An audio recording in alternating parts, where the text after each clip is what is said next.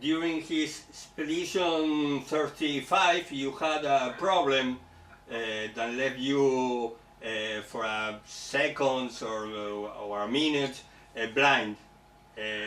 I have been teaching astronomy workshop to blind people for 20 years. And what will you say to them after that experience? Well, I mean, there's a huge difference between a sighted person temporarily losing their vision and a person who lives their entire life blind. It would maybe be if you asked a blind person, what would it be like if they couldn't hear anything for 30 minutes? They would be very lost, and it'd be a very different environment. Or if you couldn't feel anything for 30 minutes, if you, for whatever reason, you couldn't feel anything, or if you were eating and you lost your taste, our senses are really important. Part of it might make you worried or panicked, especially if you're outside on a spacewalk and alone in the universe, and now one of your senses malfunctions and goes away.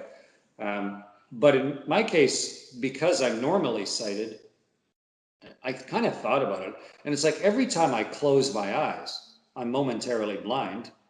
And then I open my eyes again and the world is still there. And, it's nothing to panic about. Just because one of my senses isn't working right, it's not the end of everything. It's just a thing, And so, and I trained for all sorts of malfunctions. So it's just something to deal with. And I worked through the problem and flushed my suit and vented the oxygen out into the universe. And fortunately, eventually the contamination in my eyes cleared and I could start to see and get back to work again.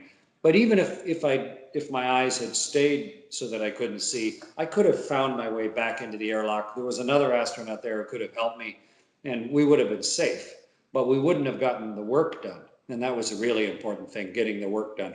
But fortunately, my eyes cleared and everything's a visual task out there and you need to be able to see. So I got all my work done and it was a long spacewalk, and a kind of a busy one, but I'm glad it worked out. And it turned out to be nothing permanent, just a contamination in the suit. So it wasn't anything that permanently damaged my eyes, fortunately.